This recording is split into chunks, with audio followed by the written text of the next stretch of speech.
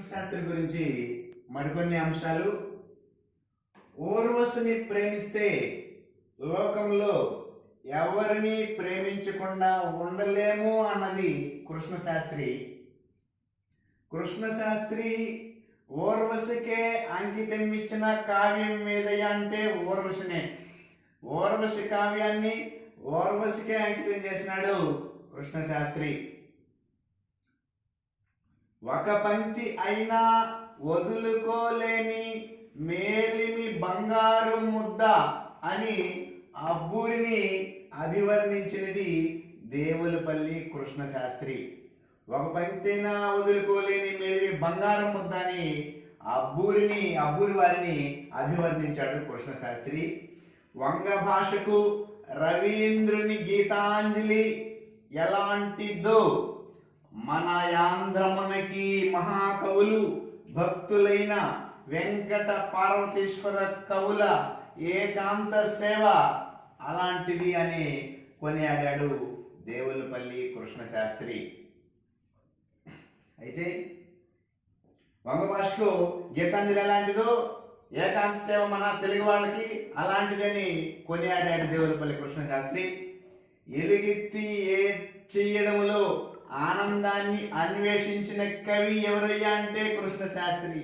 ఎలుగెత్తి ఏడ్చడంలో ఆనందాన్ని అన్వేషించినాడు కృష్ణశాస్త్రి.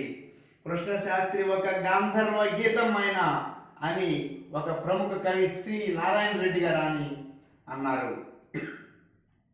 వ్యంగ్య విమర్శతో కూడిన కృష్ణశాస్త్రి గేయం ఏదయ్యా అంటే నేను అనేటువంటిది వ్యంగ్య విమర్శతో ఉండేటువంటి గేయంగా గుర్తుపెట్టుకోవాలి.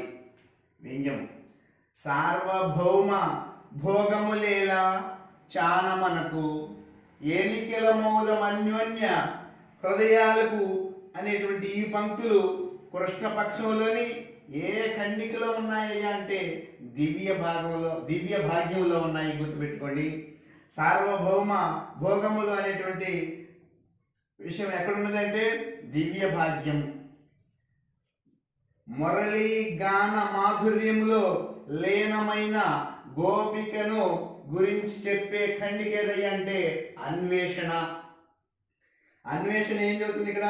మురళీ గాన మాధుర్యములో లీనమైపోయిన గోపికను గురించి చెప్తూ ఉండేటువంటి ఖండిక అన్వేషణ అని గుర్తుపెట్టుకోండి.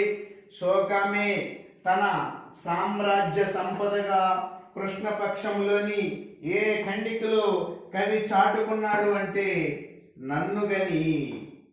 శోకమే తన సామ్రాజ్య సంపదగా చెప్పుకున్నాడు నన్నుగని అనేటువంటి దాంట్లో అనే ఖండికలో.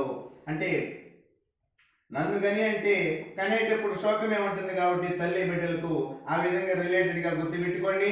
శోకమే నన్నుగని. తొలి వియోగిని నేనే, తొలి ప్రేయసిని నేనే. ఊర్వశి, ఇక్కడ ఊర్వశి కావ్యంలో ఏ ఖండికలోనిది అని అంటే కాలమే అనేటువంటి ఖండికలోనిది. అది కాలమే అనేటువంటి ఖండికలోనిది అని గుర్తుపెట్టుకోవాలి. ధన్యవాదాలు.